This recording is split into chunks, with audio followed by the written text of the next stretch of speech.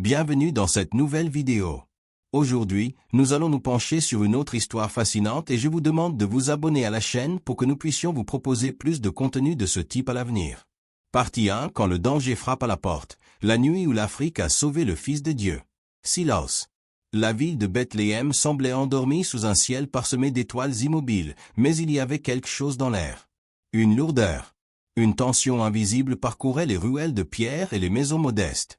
À l'intérieur de l'une d'elles, Joseph se tournait et se retournait dans son sommeil. Marie tenait le bébé, emmailloté dans des linges, tandis que ses yeux fatigués brillaient encore d'émerveillement devant le mystère qu'elle portait dans ses bras. C'était le Fils promis. Mais cette nuit-là, le plan divin ne tenait qu'à un fil. À la cour d'Hérode, l'atmosphère était tout autre.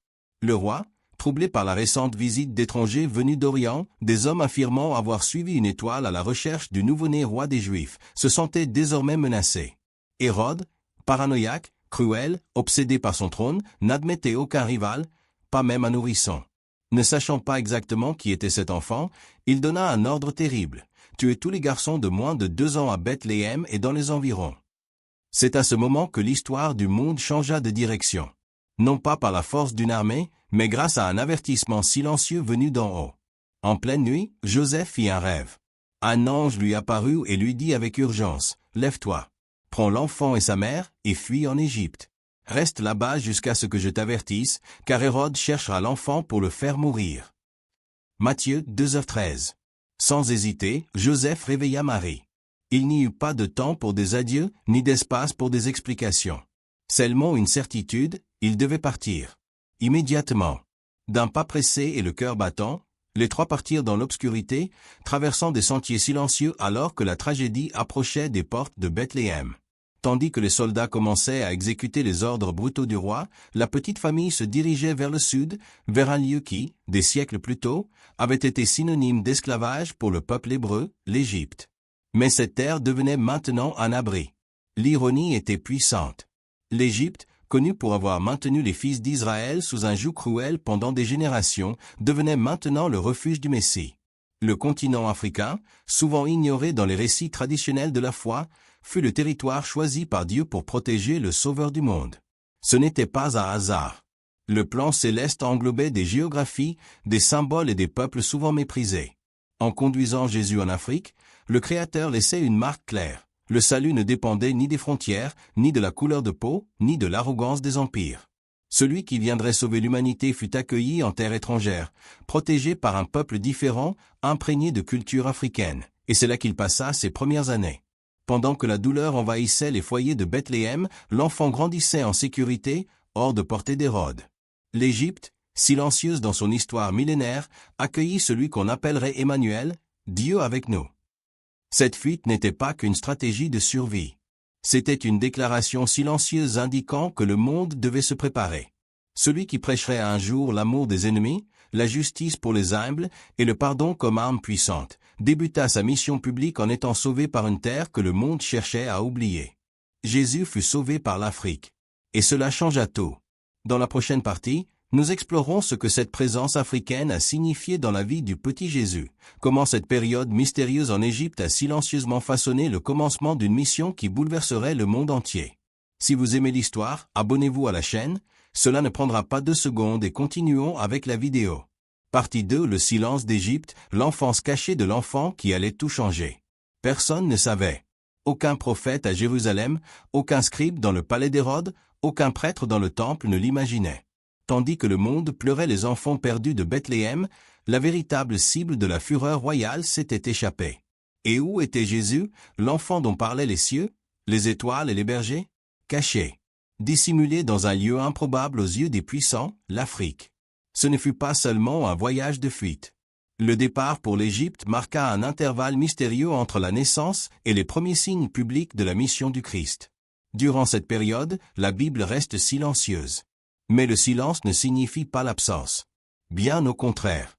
L'enfance du Messie sur le sol africain fut protégée par un voile de discrétion, loin de l'attention des autorités et éloignée de la structure religieuse de Jérusalem. C'est au cœur d'une culture différente, riche en symboles, en savoir et en traditions ancestrales, que grandit l'enfant. Il a peut-être appris de nouveaux mots, écouté des histoires autour du feu, vu l'animation des marchés, entendu la musique des rues égyptiennes. Tout cela, loin du regard de l'Empire. Beaucoup d'érudits ignorent cette phase. Ils passent directement de la crèche au baptême, dans le Jourdain. Mais il y a quelque chose de sacré dans ce temps caché. L'Égypte, qui avait accueilli Abraham autrefois et fut le foyer de Joseph, le gouverneur rêveur, devenait maintenant un refuge pour le Fils du Très-Haut. Rien de tout cela n'était fortuit. Le plan divin a toujours choisi des lieux improbables pour garder des trésors célestes. Imagine Marie et Joseph marchant sur les routes sablonneuses, portant l'enfant dans leurs bras, cherchant un logement, de la nourriture et la paix dans une terre étrangère. Peut-être furent-ils accueillis par des familles locales, aidés par des mains inconnues, protégés par des cœurs qui ne sauraient jamais l'importance de l'hôte dormant sous leur toit. Ce n'était pas seulement Jésus qui était sauvé. C'était l'espérance du monde entier qui était préservée. Alors qu'Hérode vieillissait et mourait, rongé par sa propre violence, Jésus grandissait en silence. Oui, il grandissait, mais pas comme les autres. Il y avait un regard différent. Une sensibilité dans son écoute. Un calme qui ne correspondait pas à son âge. Le Sauveur était en formation. Non pas par le statut, les titres ou la gloire. Mais par des expériences humaines simples, observer, écouter, attendre. Et c'est là, au cœur de l'Afrique, que l'histoire prit forme. Jésus n'a pas appris à être roi dans les couloirs d'un palais. Il a découvert le monde à travers les yeux des aïbles. Là, loin du centre du pouvoir religieux et politique, le plan de Dieu restait vivant. Quand le danger passa et que l'ange apparut de nouveau à Joseph pour lui dire qu'il pouvait revenir, Matthieu 2, 19-20, la situation avait changé. Hérode était mort et un nouveau chapitre pouvait commencer. Mais malgré cela, la peur persistait. Le nouveau dirigeant, Archélaïou, était aussi cruel. Alors Joseph, averti en songe une fois encore, décida d'aller en Galilée et s'établit à Nazareth, un petit village sans prestige, ignoré des grandes cartes. Mais avant cela, l'Égypte avait rempli son rôle, protéger la promesse. La présence de Jésus en terre africaine ne fut pas seulement stratégique. Elle fut symbolique, prophétique, révolutionnaire. Dieu n'a pas choisi Rome, ni Athènes, ni Babylone. Il a pointé vers l'Afrique. Il a conduit l'espérance vers le sud. Cela mérite d'être reconnu. Combien de fois l'histoire a-t-elle tenté d'effacer la présence africaine dans le récit du salut? Combien de voix ont été réduites au silence? Combien de visages oubliés? Combien d'origines ignorées? Mais là, dès le début, l'Afrique fut protagoniste. Non pas figurante. Non pas spectatrice. Mais gardienne du Messie. Et peut-être est-ce pour cela que, plus tard, lorsque Jésus prêchait l'amour de l'étranger, lorsqu'il touchait les impurs, parlait aux Samaritains, valorisait les petits, il ne le faisait pas par théorie. Il savait, car lui-même avait été un étranger, un réfugié, un exilé dans une terre lointaine. Ce temps sol africain a façonné la vision de Christ sur le monde. Il a appris la valeur de l'empathie non pas dans les écoles rabbiniques, mais dans les bras de ceux qui l'ont accueilli quand tout n'était que menace.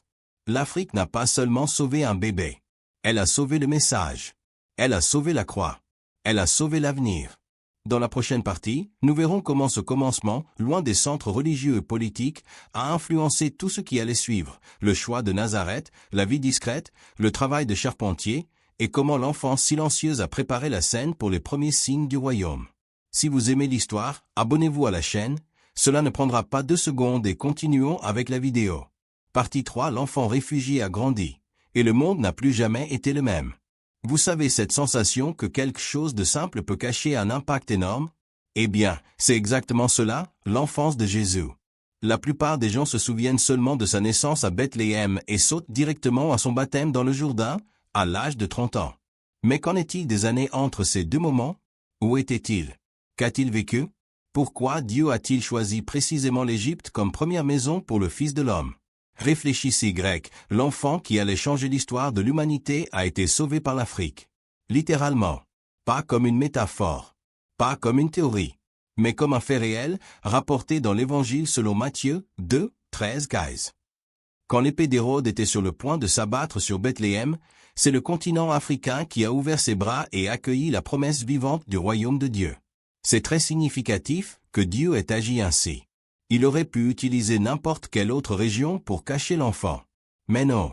Le refuge choisi fut l'Égypte, un lieu au passé complexe dans l'histoire des Hébreux, mais qui, cette fois, jouait un rôle opposé, celui d'abri, non de prison. L'Égypte est devenue un berceau de protection. Maintenant, imaginez un instant l'impact de cela dans la vie de Jésus.